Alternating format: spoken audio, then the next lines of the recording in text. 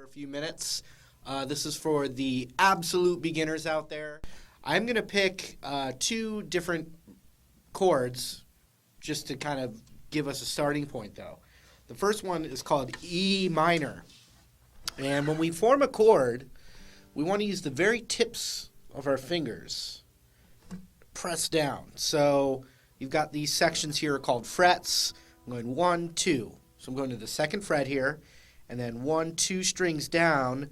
I'm using the very tip of my index finger right there on that string. It's the A string, as in Eddie, ate, dynamite, goodbye, Eddie. So we've got that second fret of the A string right there. And then with my middle finger, I'm going to put that on the second fret, but on the next string down, the D string. Eddie, ate, dynamite. So the A and the D. 2 fingers down there. You want some space so we can hear all the strings ring out. Now, even if I just took like my thumb and I just strummed down on the strings, it should give us kind of this sad sounding chord. But it's a very useful chord. Okay, so we're going to call this E minor. The other chord I'm going to show you is called A suspended 2. Sounds real fancy, but really it's this exact same shape scooted down another string. So instead of the second fret on the A and the D strings, now I'm playing the second fret on the D and the G strings. When you play them both together, you can see it's just the exact same shape.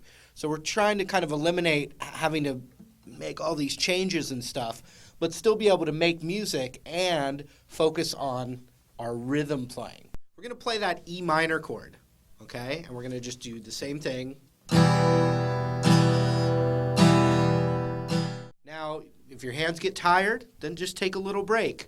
But we want to make music and start very simply and keep building up the skill level, okay? So the next thing we're going to do is we're going to actually switch chords to that other chord where you just scoot it over, but we want to keep that steady rhythm. So we'll do 8 strums on each chord. So watch, we'll go 1, 2, 3, 4, 1, 2, 3, 4, and 1, 2, 3, 4, 1, 2, 3.